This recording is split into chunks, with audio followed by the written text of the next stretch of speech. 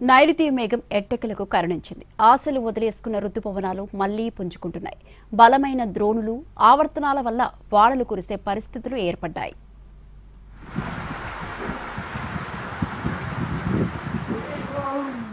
నైరుతిపై కొత్త ఆశలు చిగురించాయి.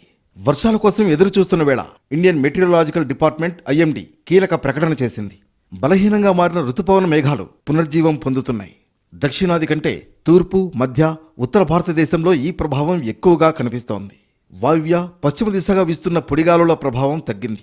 నెగటివ్ అవుతుందని భయపడ్డ ఇండియన్ ఓషన్ డైపోల్ తటస్థ స్థితిలో కొనసాగుతోంది.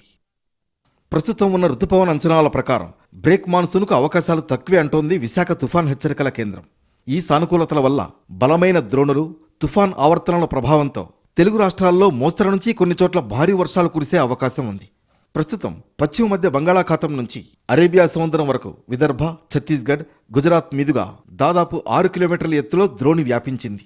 అటు పశ్చిమ మధ్య బంగాళాఖాతం నుంచి ఉత్తరాంధ్ర మీదుగా 6 నుంచి 7.5 కిలోమీటర్ల ఎత్తులో ద్రోణి కొనసాగుతోంది. మారిన వాతావరణ పరిస్థితులు వర్షాలు కురిపించేందుకు సహకరిస్తున్నాయని చెబుతోంది ఐఎండీ.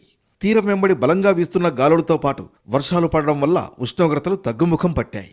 జంగమహేశ్వరపురంలో అత్యధికంగా 38 డిగ్రీల ఉష్ణోగ్రత నమోదైంది.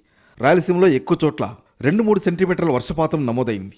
ఒక 5-6 రోజుల క్రితం వరకు కూడా మనకి ఉష్ణోగ్రతలు, వేడి గాలులు, ఇలాంటి వడగాల్పులు, లేదంటే తేమ, అసౌకర్యమైన వాతావరణం కలిగింది. బట్ ఈ రోజు నుంచి మాత్రం కొద్దిగా వర్షాలు పడే అవకాశాలు ఎక్కువగా కనిపిస్తుంది. ఋతుపవనాల ప్రభావం వల్ల మళ్ళీ రీయాక్టివేట్ అయ్యి కొద్దిగా ఇటుపై నుంచి వర్షాలు పడే అవకాశాలు ఎక్కువ కనిపిస్తున్నాయి. వాస్తవానికి ఈ ఏడాది వర్షాలు తక్కువగా పడతాయని ఐఎండీ ముందుగానే అంచనా వేసింది. మే 17న అండమాన్ను తాకిన రుతుపవనాలు అంచనాల కంటే 4 రోజులు ఆలస్యంగా జూన్ 4న కేరళలోకి వచ్చాయి. జూలై 9 నాటికి రుతుపవనాలు దేశమంతటా విస్తరించాయి. కానీ తెలుగు రాష్ట్రాల్లో చినుకు జాడే లేకుండా పోయింది. ఖరీఫ్ సీజన్లో కీలకమైన జూలైలో వర్షాలు లేక తీవ్రంగా ఇబ్బంది పడుతున్నారు రైతులు.